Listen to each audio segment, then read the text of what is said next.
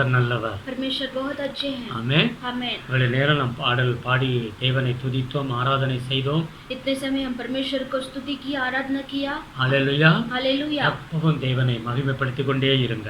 हमेशा प्रभु को महिमा करते ही रहिए. அவர் மேல் நம்பிக்கையா இருங்க. उसके ऊपर भरोसा कीजिए. கர்த்தர் ஒரு நாளும் உங்களை கைவிட மாட்டார். परमेश्वर एक दिन भी आपका हाथ नहीं छोड़ेंगे. Praise the Lord. Praise the Lord.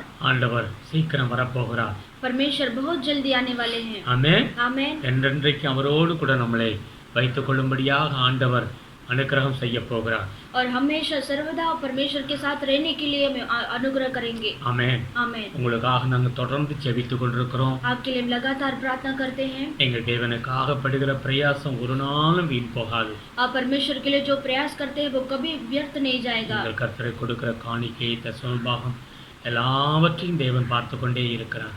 आप जो परमेश्वर के लिए तो दान दशंश देते हैं वो परमेश्वर सबको आशीष करेंगे. உங்களுடைய ஜெபங்கள் ஒரு நாளும் வீண் போகாது.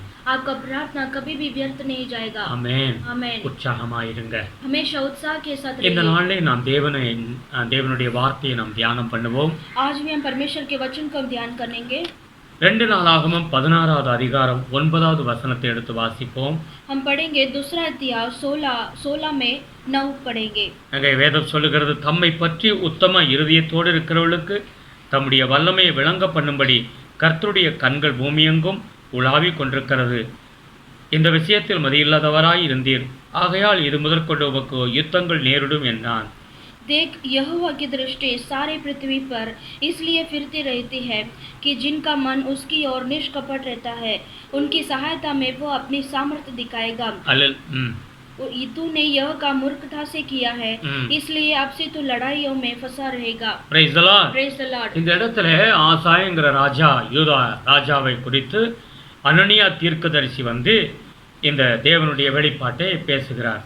यहाँ पर आजा राजा जो यहूदी का राजा था उसके बारे में भविष्यद्वक्ता हनानी कहता है. அல்லேலூயா. हालेलुया. வேதம் சொல்லுகிறது, தம்மை பற்றி உத்தம இருதயத்தோடு இருக்கிறவர்களுக்கு. और वचन कहता है परमेश्वर की ओर जो निष्कपट रहता है. யாரெல்லாம் ஆண்டவரை இறுக பிடித்து கொண்டு அவர் மேல் நம்பிக்கையா இருக்கிறார்களோ, और जो कोई परमेश्वर को दृढ़ करके भरोसा करते हैं, அவருடைய இருதயம் கடவுளுக்குண்டாக உத்தமமா இருக்கிறதோ, और उनका हृदय परमेश्वर के सामने एकदम सच्चाई है, तो ஆண்டவர் சொல்லுகிறார் அவருடைய வல்லமை உங்கள் மூலமாக விளங்க பண்ணுவார். और परमेश्वर कहते हैं वो परमेश्वर आपसे परमेश्वर का सामर्थ प्रकट करेंगे. ஆமென். आमेन. அதற்காகவே அவருடைய கண்கள் பூமியின் மேல் உலாவிக் கொண்டிருக்கிறது. और इसी के कारण परमेश्वर की आँख जो है धरती पर घूमती फिरती है. தேவனுக்குண்டாக நாம் சரியாய் நம்முடைய இருதயம் இருக்க வேண்டும். और परमेश्वर के सामने हमारा हृदय सच्चाई से रहना है. உத்தம இருதயமாய் இருக்க வேண்டும். और खेदित मन रहना है. அல்லேலூயா. हालेलुया. இந்த ஆசா ராஜாவை குறித்து வேதத்துல வாசித்தால், यहाँ पर आजा राजा के बारे में पढ़ेंगे तो 2 நாளாகமம் 14வது அதிகாரம் 2வது வசனம் சொல்லுகிறது, और यहाँ पर दूसरा इतिहास 14:2 में पढ़ेंगे तो ஆசா தன் தேவனாகிய கர்த்தரின் பார்வைக்கு நன்மையும் செம்மையானதை செய்தான் என்று வேதம் சொல்லுகிறது. आसा ने वही किया जो उसके परमेश्वर यहोवा की दृष्टि में अच्छा और ठीक था. அல்லேலூயா. हालेलुया. தேவனுடைய பார்வைக்கு முன்பாக அவன் நல்ல ஒரு மனிதனாய் அவன் வாழ்ந்தான் என்று வேதம் சொல்லுகிறது. और वचन कहता है परमेश्वर की दृष्टि के सामने वो अच्छा और ठीक काम किया. 100க்கு 100 கர்த்தரை சார்ந்து வாழ்கிற ஒரு மனிதனாய் இருந்தான் என்று வேதம் சொல்லுகிறது. और वो 100 परमेश्वर का ही सहारा लेने वाला इंसान था.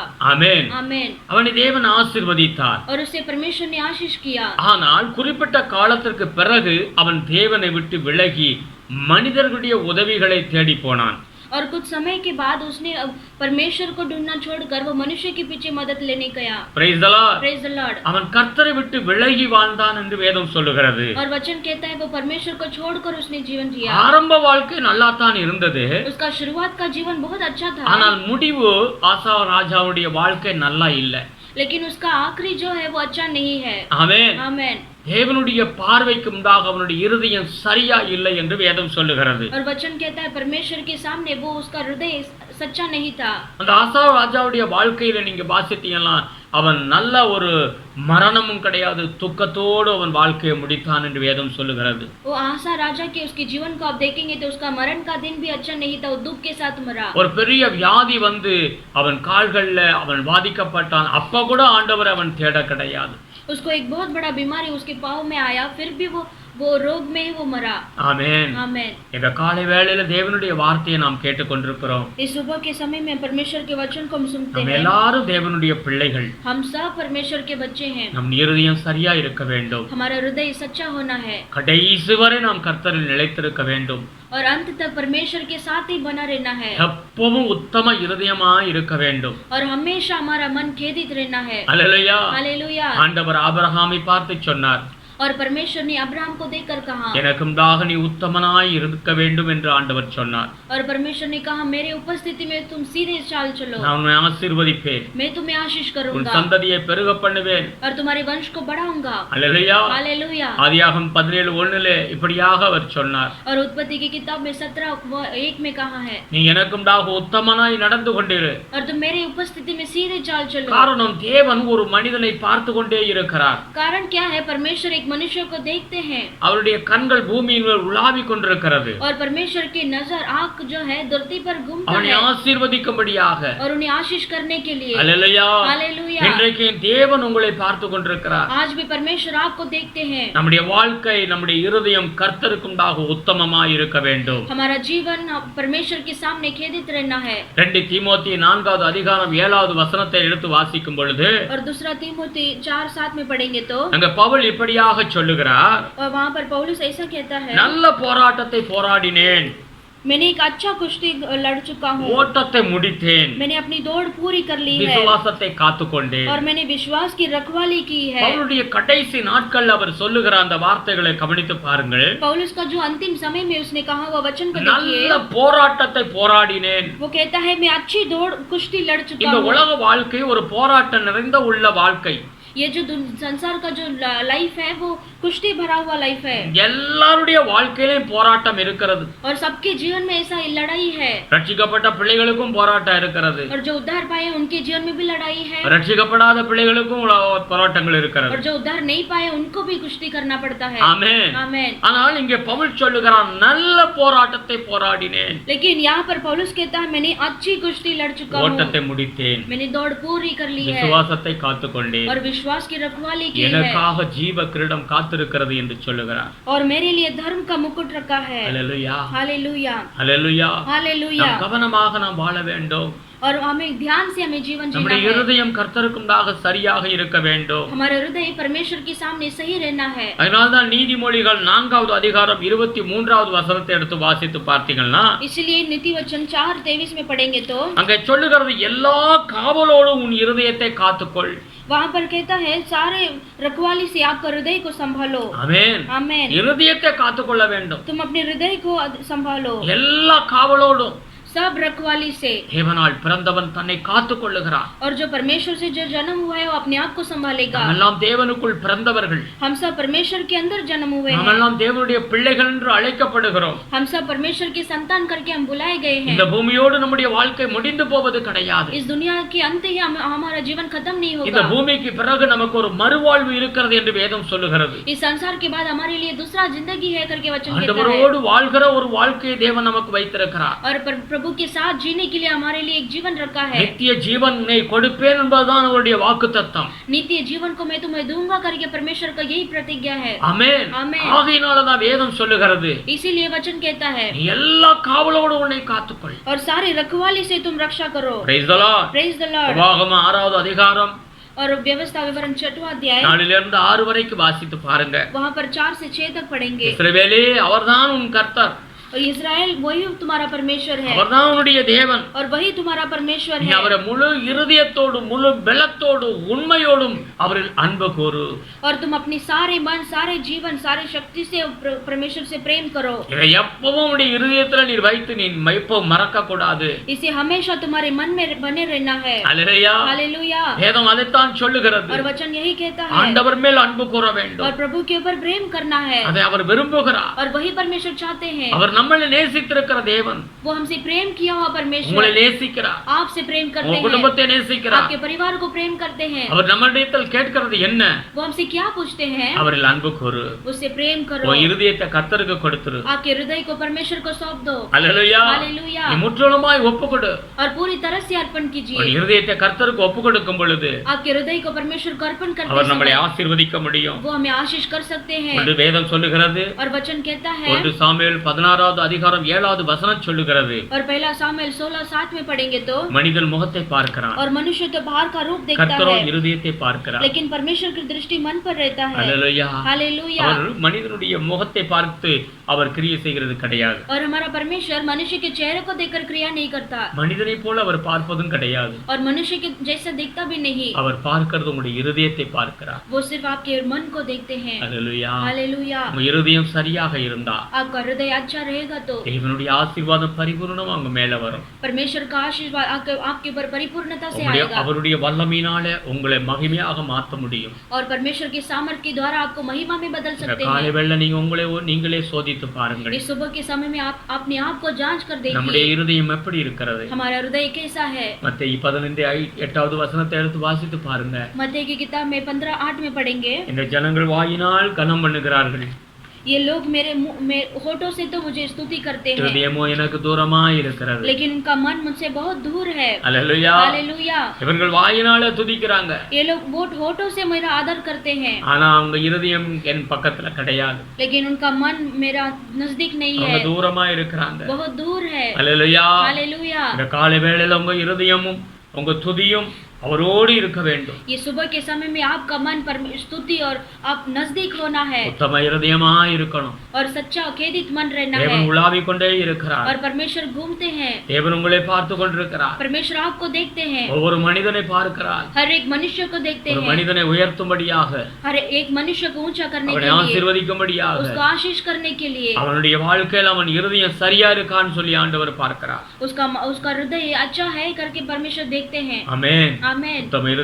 ஒரு உத்தம இருதயம் உள்ளவன் எப்படிப்பட்ட ஒரு வாழ்க்கை வாழ வேண்டும்? और खेदित मनुष्य किस तरह का जीवन जीना है, அவன் எல்லா காலங்களிலும் தேவனை நம்பி இருக்க வேண்டும் என்று வேதம் சொல்லுகிறது. और उसे हर समय में परमेश्वर से भरोसा करना है करके वचन कहता है, அவன் வாழ்க்கையில ஒரு நாளும் ஆண்டவரை விட்டுவிடவே கூடாது. और उसके जीवन में एक दिन भी परमेश्वर को नहीं छोड़ना चाहिए, எல்லா காரியத்தையும் அவன் கர்த்தரில் நம்பிக்கையா இருக்க வேண்டும். और हर कार्य में परमेश्वर से भरोसा करना है, அவன்தான் உத்தம இருதயம்.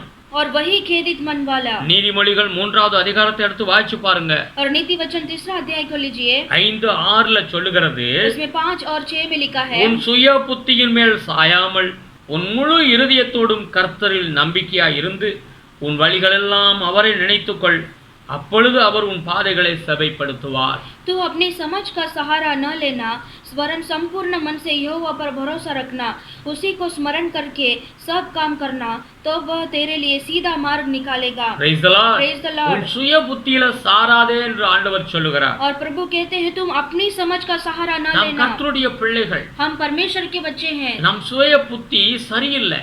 हमारा जो खुद का समझ है वो सही नहीं है। நாளைக்கு என்ன நடக்கும் நமக்கு ஒண்ணுமே தெரியாதுங்க. कल क्या होगा हमें नहीं पता। நாம் எடுக்கிற முடிவுகள் எல்லாம் சரியா இருக்குமான்னு நம்ம சொல்ல முடியாது. हम नहीं बोल सकते कि हम जो लेते हैं डिसीजन वो सही है, ஆனா வேதம் என்ன சொல்லுகிறது? लेकिन वचन क्या कहता है, நீ அவரை சார்ந்து கொள், तुम परमेश्वर का सहारा लेना, உன் முழு இருதயத்தோடு கர்த்தரில் நம்பிக்கையாயிரு, और तुम संपूर्ण मन से परमेश्वर पर भरोसा रखना, உன் வழிகளெல்லாம் அவரையே நினைத்துக்கொள், और तुम सब कामों में परमेश्वर को स्मरण करो, அப்பொழுது உன் பாதைகள் உன் வாழ்க்கை செவைப்படும். और तभी तुम्हारे मार्ग में सीधा मार्ग निकालेंगे। Praise the Lord. Praise the Lord. ஒவ்வொரு நாளும் அவருடைய நினைவா நாம் வாழ வேண்டும். और प्रतिदिन परमेश्वर को स्मरण करना है, நம்மளோடு வாழும்படியாக வந்திருக்கிற தேவன், और हमारे साथ जीने के लिए प्रभु आए हैं, அவர் உங்களை ஒரு நாளும் கைவிட மாட்டேன் என்று வாக்கு கொடுத்திருக்கிறார். और प्रभु ने कहा मैं तुम्हें एक दिन भी हाथ नहीं छोड़ूंगा। என்னைக்கு நீங்க ரட்சிக்கப்பட்டீங்களோ और जिस दिन आप उद्धार पाए हैं, மரண நாள் வரைக்கும் அவர் உங்களை காப்பாற்றுவேன் என்று ஆண்டவர் சொல்லியிருக்கிறார். और मरण के दिन तक परमेश्वर ने कहा मैं तुम्हें चलाऊंगा। பாதி வழியில நம்மளை விட்டுட்டு போற தேவனே கிடையாது. और आधे रास्ते में छोड़कर जाने वाला परमेश्वर नहीं है। அல்லேலூயா. हालेलुया। வேதம் சொல்லுகிறது நீங்க தைரியமா இருங்க, और वचन कहता है तुम ढाढ़स बांधो, அவர் மேல் நம்பிக்கையா இருங்க, और उन पर भरोसा कीजिए, கடைசியில மகிமையிலே கொண்டு போய் நிறுத்தி விடுவார். और आखिरी में परमेश्वर आपको महिमा में लेकर உங்களுக்கே छोड़ेंगे। தெரியாது உங்க வாழ்க்கையினுடைய மகிமை ஆசீர்வாதம் ஆமென். நீங்க நினைத்து கூட பார்க்க முடியாத அளவுக்கு கர்த்தர் நடத்துவார். और आपको भी नहीं मालूम पड़ेगा परमेश्वर इतना आशीष के साथ महिमा के साथ आपको रखेंगे। இந்த பூமியிலே இந்த பூமிக்கு பிறகு பரலோகத்திலே நல்ல ஒரு வாழ்க்கை ஆண்டவர் வைத்திருக்கிறார். और इस दुनिया में भी, इस दुनिया के बाद में भी स्वर्ग राज्य में भी आपके लिए अच्छा जीवन रखा है। அதனால வேதம் சொல்லுது உங்க இருதயத்தை கர்த்தருக்கு ஒப்புக்கொடுங்க. इसलिए वचन कहता है आपके हृदय को परमेश्वर को உங்க இருதயம் உத்தம இருதயமா இருக்க வேண்டும். आपका मन खेदित रहना है। ஏன் வேதம் அப்படி சொல்லுகிறது? क्यों ऐसा वचन कहता है? ஆண்டவர் ஏன் உத்தம இருதயமா இருக்க வேண்டும் என்று சொல்லுகிறார்? और क्यों परमेश्वर कहते हैं आपका हृदय सच्चा रहना है? வேதம் சொல்லுகிறது மனிதனுடைய எல்லா அவயங்கள்ல இருதயமே மகா கேடுள்ளதும் திருக்குள்ளதுமா இருக்கிறது என்று வேதம் சொல்லுகிறது. और वचन कहता है सारे इसमें से हमारा जो माइंड है वही हमारा हृदय सबसे बुरा है। Hallelujah hallelujah. அது மகா கேடுள்ளது என்று வேதம் சொல்லுகிறது. वो बहुत बड़ा बुरा है करके वचन कहता है। Praise the Lord. Praise the Lord। ஆகையால் தான் கர்த்தரிடத்தில் அந்த இருதயத்தை ஒப்புக்கொடுங்க. इसलिए परमेश्वर के लिए आपका हृदय को अर्पण कीजिए। தேவன் பார்த்து கொண்டே இருக்கிறார். और प्रभु हमें देखते हैं। உத்தம இருதயமா இருங்க. और खेदित मन के साथ रहिए। ஆதியாகமத்தை எடுத்து வாசிக்கும்போது 12வது அதிகாரத்துல और उत्पत्ति की किताब में 12 अध्याय में அங்க நீங்க வாசிக்கலாம் 1வது வசனத்துல ஆண்டவர் ஆபிரகாமை பார்த்து பேசுகிறார். और वहां पर आप पढ़ेंगे तो एक पहला वचन में लिखा है आप परमेश्वर अब्राहम को देखकर कहते हैं நான் காண்பிக்கும் தேசத்துக்கு போ. मैं जो दिखाता हूँ उस देश में तुम जाओ। நான் உன்னை ஆசீர்வதிப்பேன். मैं तुम्हें आशीष करूंगा। நான் எங்கே அனுப்புகிறேன் அங்க போ என்று ஆண்டவர் சொன்னார். और मैं तुम्हें जहाँ पर भेजता हूँ वहां पर तुम जाओ। அதுல 4வது வசனத்தை எடுத்து வாசித்து பாத்தீங்கன்னா वहां पर 4थे वचन में लिखा है அப்படியே அவன் கீழ்ப்படிந்து और उसने वैसे ही उसके अधीन होकर எங்கே ஆண்டவர் அனுப்பினாரோ அங்க போறாப்ல. और जहाँ पर परमेश्वर भेजते हैं वहां पर वो जाता है। அந்த தேசம் எப்படிப்பட்ட தேசம் ஆபிரகாமுக்கு தெரியாது. और वो देश कैसा है, किस तरह का देश है उसे नहीं मालूम। ஆமென். आमेन। முழுவதும் கர்த்தரை நம்பி அவர் போறார். और पूरी तरह से परमेश्वर के ऊपर विश्वास करके वो चला। தேவன் அதனால தான் ஆபிரகாமை ஆசீர்வதித்தார். और परमेश्वर ने इसीलिए अब्राहम को आशीष किया। செல்வ சீமானாய் இருந்தான் என்று வேதம் சொல்லுகிறது. और वो धनवान व्यक्ति बना है करके वचन कहता है। விசுவாசத்தின் தகப்பனாக அவர் வாழ்ந்து முடித்தார். और वो विश्वास का पिता बनकर मरा। ஆமென். சிறு காரியமோ பெரிய காரியமோ என்ன ஆண்டவர் சொன்னாரோ அப்படியே 100க்கு 100 கீழ்ப்படிந்த ஒரு மனிதனாய் இருந்தார். छोटा कार्य हो या बड़ा कार्य हो वो पूरे 100 का 100 परमेश्वर के ऊपर भरोसा करके जिया। நம்பவே முடியாத சூழ்நிலையிலும் அவர் கர்த்தருடைய வார்த்தையை நம்பினார். और जो ऐसा असंभव कार्य था जिसमें भरोसा कर नहीं सकते उस पर भी उसने भरोसा करके परमेश्वर से जिया। ஆமென். आमेन। கர்த்தர் ஆபிரகாமை ஆசீர்வதித்தார். और परमेश्वर अब्राहम को आशीष किया। இந்த காலை வேளையில தேவனுடைய வார்த்தையை நீங்க கேட்டுக்கிட்டு இருக்கீங்க. इस सुबह के समय में आप परमेश्वर के वचन को நம்முடைய सुनते हो। இருதயம் அப்படியே சிறு காரியமோ பெரிய காரியமோ நாம் ஒப்பு கொடுப்போம் கர்த்தருக்கு. हमारे जीवन में भी छोटा कार्य हो या बड़ा कार्य हो हमारे जीवन को परमेश्वर के हाथों में अर्पण करेंगे। அவரை நம்புவோம். हम उनके ऊपर அவர் भरोसा என்ன करेंगे। சொல்லுகிறாரோ அதை நாம் செய்வோம். और प्रभु क्या कहते हैं उसके ऊपर भरोसा करेंगे। Praise the Lord. हालेलुया। இந்த ஆசா ராஜா ஆரம்பத்துல நல்ல ஒரு விசுவாசியா இருந்தார். और आसा राजा शुरुआत में बहुत अच्छा एक व्यक्ति बना। நீங்க 2 நாளாகமம் 14வது அதிகாரத்தை எடுத்து வாசிச்சு பாருங்க. और दूसरा इतिहास में 14 वचन अध्याय को पढ़कर देखिए। நீங்க வாசிச்சே வந்தீங்கன்னா 11வது வசனத்துல வாசிக்கும் பொழுது उसमें आप पढ़कर आएंगे तो 11 वचन में लिखा है எத்தியோப்பியா தேசத்திலிருந்து அந்த ராஜா கிட்டத்தட்ட 10 லட்சம் பேர் ராணுவத்தோடு யுத்தம் பண்ண வருகிறான். और वहां पर एथियोपिया राजा उसके खिलाफ में 10 लाख सेना के साथ वो आता है। அல்லேலூயா. हालेलुया। ஆனா இந்த ஆசா ராஜாவுடையோ 5,80,000 பேர் தான் இருக்கிறாங்க. लेकिन ये आसा राजा के पास सिर्फ 5,80,000 सेना थे। ஆமென். आमेन। அந்த சூழ்நிலையில இந்த ஆசா ராஜா தேவனை நோக்கி ஜெபம் பண்ணுகிறார். और उस परिस्थिति में ये आसा राजा परमेश्वर की ओर प्रार्थना करता है। ஆண்டவரே பெரும் படையோடு வந்திருக்கிறார்கள். वो कहता है परमेश्वर ये बहुत बड़ा सेना के साथ आया है। ஆனால் நீர் எங்களுக்கு உதவி செய்தால் लेकिन फिर भी आप हमें मदद करेंगे तो எங்களுக்கு ஜெயம் உண்டாகும். हमें विजय मिलेगा। நீர் எங்களுக்கு உதவி செய்யும் பொழுது ஆண்டவரே நாங்கள் ஜெயம் பெற முடியும் என்று சொல்லி அவர் ஜெபம் பண்ணினார். अगर आप हमें सहायता करेंगे आप निश्चय के साथ हम विजय पाएंगे करके प्रार्थना करता அவர் है। விசுவாசத்தோடு ஜெபிக்கிறதை அந்த இடத்துல பார்க்கிறோம். हम देखते हैं वहाँ पर विश्वास के साथ वो प्रार्थना करता है கர்த்தர் அந்த ஜெபத்தை கேட்டார். और परमेश्वर ने उसकी दुहाई सुनी। காரணம் ஆசா ராஜா தேவனை சார்ந்து கொண்டார். कारण क्या है वो आसा राजा परमेश्वर की सहारा लेता था। அந்த பெரும் படையை இவர்கள் அசாதாரணமாக அவர்கள் விரட்டி அடித்தார்கள். और वो इतना बड़ा सेना को उसने प्रबल कर दिया பெரிய பெரிய வெற்றியை அவர்கள் பார்த்தார்கள். और बड़ा बड़ा विजय को उन्होंने देखा. ஹல்லேலூயா हालेलुया ஹல்லேலூயா हालेलुया. நீதிமொழிகள் 28 25வது வசனத்தை எடுத்து வாசிச்சு பாருங்க. और नीति वचन 28-25 में आप पढ़कर देखिए. கர்த்தரை நம்புகிறவனோ செழிப்பான். और जो परमेश्वर के ऊपर भरोसा करते हैं वो हष्ट-पुष्ट होगा. கர்த்தரை நம்ப வேண்டுங்க. और प्रभु को भरोसा करना அவருடைய है. வார்த்தையை நம்புங்க. उसके वचन के ऊपर भरोसा அவருடைய करना வல்லமை है. மேல் நம்பிக்கை வைங்க. उनकी सामर्थ के ऊपर भरोसा कीजिए. அவர் சொன்னால் அது நடக்கும்னு நம்பிக்கை வைங்க. और जो परमेश्वर कहते हैं वो होगा करके भरोसा कीजिए. Praise the Lord. Praise the அவன் Lord. செழிப்பான் என்று வேதம் சொல்லுகிறது. वो वचन कहता है वो हष्ट-पुष्ट होगा. இந்த ஆசா ராஜா என்ன செய்ய இரண்டாவது தடவை பாசாங்கிற இஸ்ரவேல் ராஜா யுத்தத்துக்கு வந்தான். और अभी दूसरा बार वो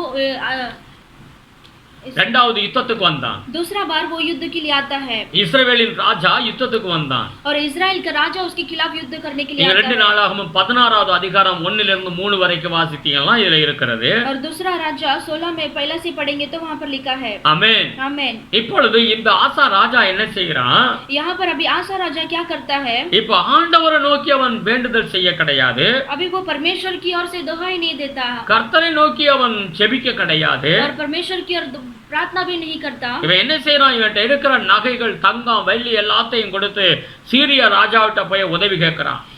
अभी क्या करता है वो उसके पास जो सोना चांदी था वो सब लेकर अभी असीरिया राजा के पास जाकर मदद मांगता இப்ப है. மனிதனை அவன் நம்பி போகிறான். अभी वो मनुष्य के ऊपर भरोसा करके जाता அவனுடைய है. தங்கம் வெள்ளி அவனுடைய பணத்தை அவன் நம்பி போகிறான். अभी वो सोना चांदी के ऊपर भरोसा करके वो जाता है. அல்லேலூயா. हालेलुया. ஆரம்பத்துல பெரும்படையோட வந்த அந்த எத்தியோப்பியா ராஜாவை எப்படி கர்த்தரை நம்பி புறப்பட்டு போனானோ, और शुरुआत में कैसे इथियोपिया राजा के खिलाफ में परमेश्वर के ऊपर भरोसा करके गया, ஆனா இப்ப அப்படி செய்ய கிடையாது. लेकिन वो अभी ऐसा नहीं करता. சீரிய ராஜாவுக்கு பணத்தை கொடுத்து வந்து எனக்கு உதவி செய்யுன்னு சொல்றான். अभी वो सीरिया राजा के पास जाकर पैसा देकर मुझे मदद करो करके उसके पास मदद मांगता है. பணம் மனுஷ மேல நம்பிக்கை வைக்க கூடாது. और मनुष्य के ऊपर हमें भरोसा नहीं करना है. ஆபத்து நேரங்கள்ல கர்த்தரை நான் நம்ப வேண்டும். और संकट के दिन में परमेश्वर के ऊपर भरोसा करना है. பொருள் மேல் நம்பிக்கை வைக்க கூடாது. और जो सोना चांदी में भरोसा नहीं रखना है. அதெல்லாம் தேவனுக்கு பிடிக்காத காரியம். और वो सब परमेश्वर को पसंद नहीं है. ஆமென். आमेन. லூக்கா 12:15 எடுத்து வாசித்து பாருங்க. और लूका 12:15 में पढ़कर देखिए. ஒரு மனுஷனுக்கு எவ்வளவு ஆஸ்தி இருந்தாலும், और एक मनुष्य के कितना भी आस्ती रहने दो, அது ஜீவன் அல்ல. वो जीवन नहीं है. ஆமென். आमेन. அந்த ஆஸ்தி அவனை காப்பாற்ற முடியாது. वो संपत्ति उसको बचा नहीं सकता. ஆமென். பணம் பொருள் எல்லாம் இருந்தாலும், कितना भी पैसा पानी होने दो, ஆமென், அது அவனை காப்பாற்ற முடியாது. वो उसके जीवन को बचा नहीं सकता. மனிதனும் அதே போலதான். और मनुष्य भी वैसे ही है. ஆமென். ஆனால் கர்த்தர் அவர் நாங்க ஒரு மனிதனுக்கு உதவி செய்தால் எந்த சூழ்நிலையும் அவர் உதவி செய்ய முடியும். अगर परमेश्वर एक मनुष्य को मदद करेंगे तो कोई भी परिस्थिति में वो जिएगा. பணம் காசுகள் நமக்கு இருக்குதுன்னா, अगर हमारे पास संपत्ति है तो இந்த பூமியில நாம் என்ன செய்ய வேண்டும்? इस धरती पर हमें क्या करना வேதம் है? சொல்லுகிறது உபாகமம் 15வது அதிகாரம் वचन कहता है व्यवस्था विवरण 15 अध्याय 7-8வது வசனத்தை நீங்க எடுத்து வாசிக்கும் பொழுது, 7-8 में पढ़ेंगे तो உன் சகோதரன் கஷ்டத்துல அவசரமா ஒரு பிரச்சனையில இருக்கும் பொழுது நீ அவனுக்கு உதவி செய்யி. और तुम्हारा भाई जब भी संकट का कष्ट करता है तभी उस समय में आपको मदद करो. உன்னுடைய பணம் மற்றவர்களுக்கு அது ஆசீர்வாதமா இருக்கணும். आपका जो संपत्ति है दूसरों लोगों के लिए उनका मदद के लिए होना है. ஏழைக்கு உதவுகிறவன் கர்த்தருக்கே அவன் உதவி செய்கிறான் என்று வேதம் சொல்லுகிறது. जो गरीब को उधार देता है वो परमेश्वर के लिए उधार देता है. ஆமென். கொர்நேலியுங்கிற ஒரு மனிதனை குறித்து வேதம் சொல்லுகிறது. और कोर्नेलियुस के बारे में वचन कहता है அவன் ஜெபம் கேட்கப்பட்டது. उसका प्रार्थना सुनाया गया. அவருடைய தான தர்மமும் பரலோகத்தில் போய் எட்டினது. और उसका दान दशमांश भी स्वर्ग राज्य तक पहुंचा. நீங்க கொடுக்கிற தசமபாகம் காணிக்கைகள் கர்த்தருடைய சமூகத்துக்கு போகுதுங்க.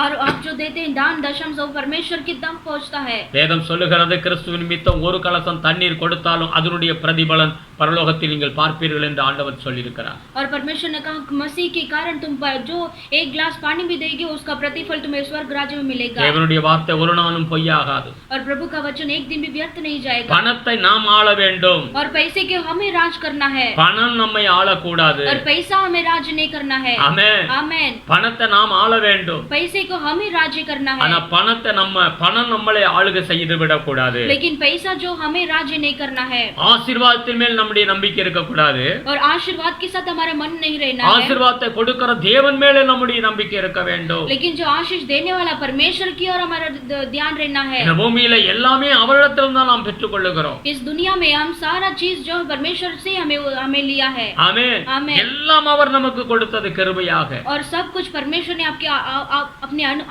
अनुग्रह की वजह से हमें दिया है। Praise the Lord. Praise the Lord। அதனால வேதம் என்ன சொல்லுகிறது? इसीलिए वचन क्या कहता है? நீ ஆசீர்வாதத்தை கொடுக்கிற தேவனை நோக்கி பார். इसीलिए तुम आशीर्वाद देने वाला परमेश्वर की ओर तुम देखो। ஆமென். आमेन।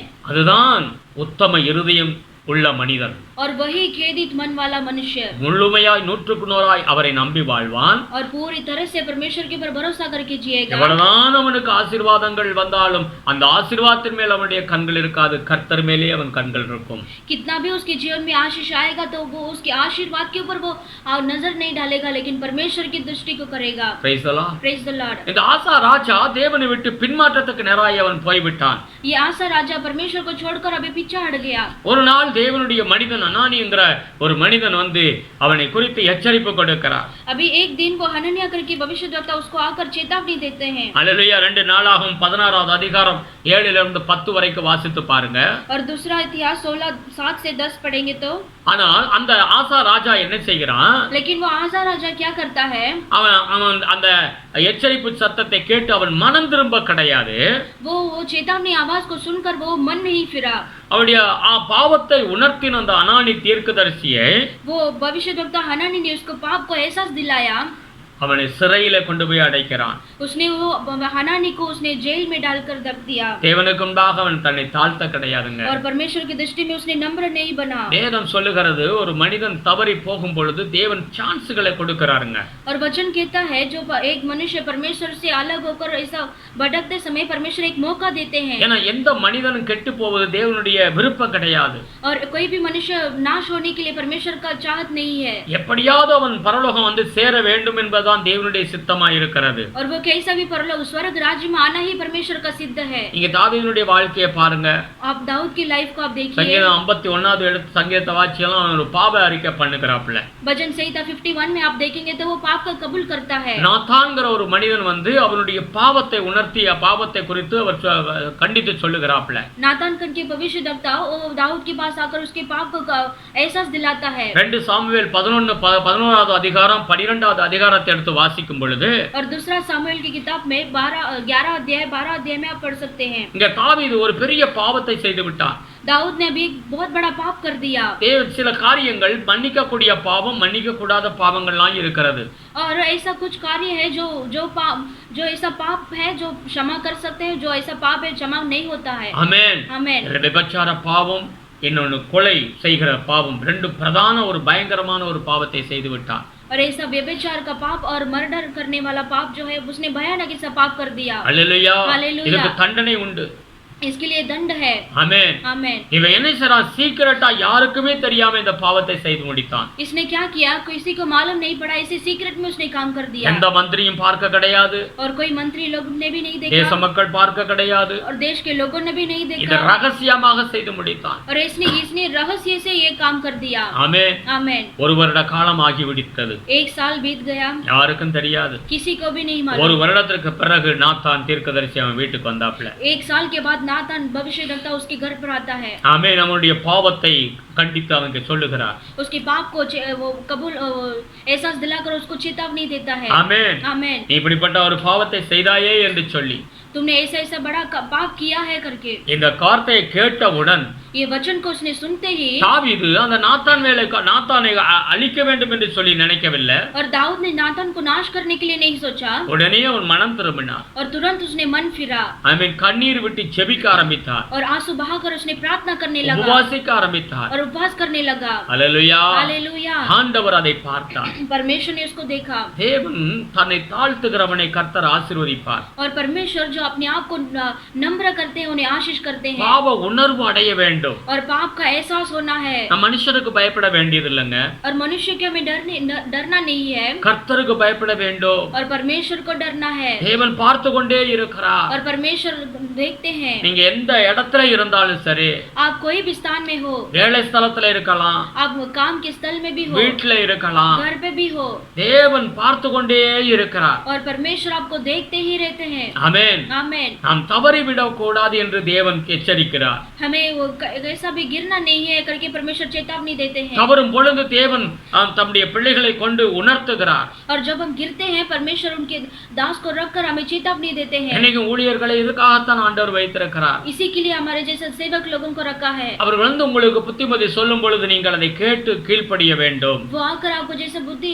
देते हैं आप उसको मानकर चलना है. அவன் தாவீது உடனடியாக கீழ்ப்படிந்தார். और दाऊद ने तुरंत उसको अधीन बना. தேவன் அவனை ஆசீர்வதித்தார். परमेश्वर ने उसको आशीष किया. தேவனுடைய கோபம் மாறினது. और परमेश्वर का क्रोध उनसे हट गया. Praise the Lord. Praise the Lord. ஆனா நீங்க ஆசா ராஜாவை குறித்து நீங்க பார்த்தீங்கன்னாக்க, लेकिन यहाँ पर आसा राजा के बारे में आप देखेंगे तो மனம் திரும்பலங்க. वो मन नहीं फिरा. அல்லேலூயா. हालेलुया. அவனை வந்து பாவத்தை கண்டித்து உணர்த்தின அந்த அனானியாங்கிற அந்த தேவனுடைய மனிதனை ஜெயில கொண்டே போட்டான். और जो भविष्यद्वक्ता हनानी उसको आकर पाप का एहसास दिलाया, लेकिन उसने हनानी को पकड़कर उसने जेल में डाल दिया. பாவத்தின் மேல பாவத்தை செய்துகிட்டே இருக்கிறான். वो पाप के ऊपर पाप करता गया. ஒரு சில நீதிமான்களை கொலை செய்தான். और कुछ धर्मी लोगों को उसने मार डाल दिया. ஆமென். आमेन. தேவன் கொடுத்த அந்த இரண்டாவது வாய்ப்பை அவன் இழந்து விட்டான். और परमेश्वर ने दिए हुए दूसरा मौका कभी उसने खो दिया. ஆமென். आमेन. 2 நாளாகமம் 16வது அதிகாரம் 12வது வசனம் சொல்லுகிறது. और दूसरा इतिहास 16 में 12 में पढ़ेंगे तो வியாதி அவனுக்கு கால்ல ஒரு பெரிய வியாதி வந்து விட்டது. और वहां पर लिखा है आसा के पांव में एक बहुत बड़ा रोग आ गया. அந்த வியாதியில கூட தேவன் அவன் தேட கிடையாது. और वो रोग में भी परमेश्वर को खोजा नहीं उसने. அவன் வைத்தியர்களை தான் தேடிக்கிட்டு இருந்தானே தவிர और सिर्फ वो डॉक्टर को ही उसने ढूंढा. ஆண்டவரை தேடவே கிடையாது. लेकिन उसने परमेश्वर को नहीं खोजा. ஹல்லேலூயா. हालेलुया. கர்த்தர் பார்த்தார். और परमेश्वर ने அவன் देखा இருதயம் சரியில்லை. उसका हृदय सही नहीं. ஆமென். அவனை ஆசீர்வதிக்க முடியல.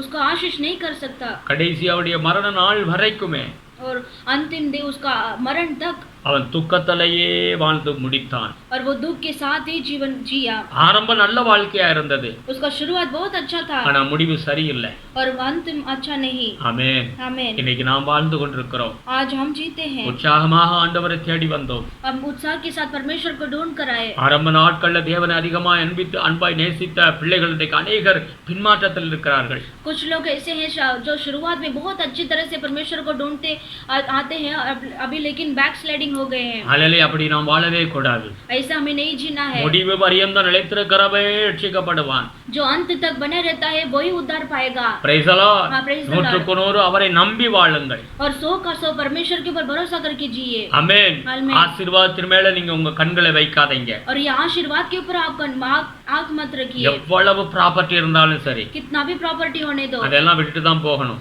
वो सबको छोड़कर ही हमें जाना है. Praise the Lord. Praise the Lord. அந்த கொடுக்கிற தேவனை நோக்கி பாருங்கள். और ये संपत्ति देने वाला परमेश्वर की ओर आप दृष्टि करो. சில நேரத்துல நாம் தவறுகிற நேரத்துல நம்மை நாமே சோதித்து ஆராய்ந்து பார்த்து தேவனிடத்தில் நம்மை தாழ்த்துவோம். और कुछ समय में हम जब गिर जाते हैं तभी उठकर हम परमेश्वर की ओर देखकर हम नम्र करेंगे अपने आप को. அந்த பாவத்தை மறைக்கிறவன் வாழ்வடையவே முடியாது. और जो पाप को ढांपता है वो कभी सफल नहीं होगा. தேவனை விட்டு விலகுறவன் நாசமடைவான் என்று வேதம் சொல்லுகிறது. और जो परमेश्वर से अलग होता है वो नाश हो जाएगा करके वचन लिखा है. அல்லேலூயா. हालेलुया. ஆசாவை போல நம்முடைய வாழ்க்கையில் ஆரம்ப காலம் எப்படி அவன் வாழ்ந்த நல்ல தேவனுக்கு பிரியமாய் வாழ்ந்தானோ அதுபோல் முடிவு வரைக்கும் நம்முடைய வாழ்க்கையில் நாம் பிரியமாய் இருப்போம். और जैसा आसा ने शुरुआत के जीवन में कितना अच्छे तरह से जिया, वैसे ही हमारे जीवन में भी शुरुआत से अंत तक हम अच्छा जीवन जिएंगे. ஆண்டவர் உயிரோடு கூட இருக்கிறார். हमारा परमेश्वर जीवित के साथ है. நம்முடைய இருதயத்தை நாம் கண்ட்ரோல் பண்ணுவோம். हमारे हृदय को हम नियमित करेंगे. கண்ட்ரோலா நாம் உத்தம இருதயமா நாம் வாழ்வோம். हमारे हृदय को अच्छे से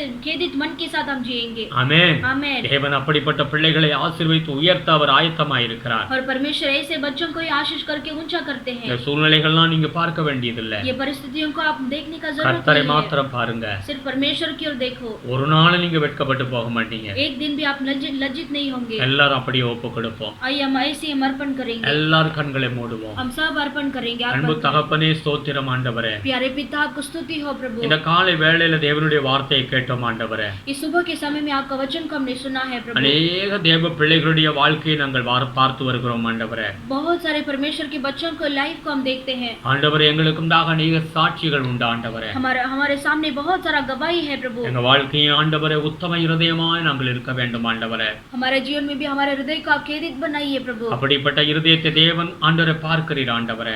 ऐसे हृदय को परमेश्वर आप देखते हैं प्रभु। அப்படிப்பட்ட பிள்ளைகளை ஆசீர்வதிக்கும்படியாக நீர் ஆயத்தமாய் இருக்கிறீர் ஆண்டவரே. ऐसे बच्चों को परमेश्वर आप आशीष करने के लिए आप तैयार है प्रभु। எங்கள் இருதயம் ஆயத்தமாய் இருக்கட்டும் ஆண்டவரே. हमारा हृदय भी आप प्रभु तैयारी के साथ रहने दो। உத்தம இருதயமாய் நாங்கள் வாழ உதவி செய்யுங்க ஆண்டவரே. हम खेदित मन के साथ हम जीने के लिए प्रभु हमें मदद करो। எங்களை ஆசீர்வதிங்க. हमें आशीष कीजिए। உம்முடைய பிள்ளைகளை ஆசீர்வதிங்க ஆண்டவரே. आपके बच्चों को आशीष ஒவ்வொரு कीजिए। குடும்பத்தை ஆசீர்வதிங்கப்பா. हर एक परिवार को आशीष கிருபை कीजिए। சூழ்ந்து கொள்ளட்டும் ஆண்டவரே. आपका अनुग्रह घेर लेने दो। உம்முடைய தேவைகள் எல்லாம் சந்தித்து கொடுங்க ஆண்டவரே. सारी जरूरतों को आप पूरा करके दीजिए। மனசுல நல்ல நிம்மதியை கொடுங்க ஆண்டவரே. मन में एक अच्छा शांति रहने दो प्रभु। குடும்பத்துல சமாதானத்தை கொடுங்க ஆண்டவரே. परिवार के अंदर समाधान दीजिए। எல்லா தேவைகள் சந்திக்கப்படட்டும் ஆண்டவரே. सारे जरूरत प्रभु मिलने दो प्रभु।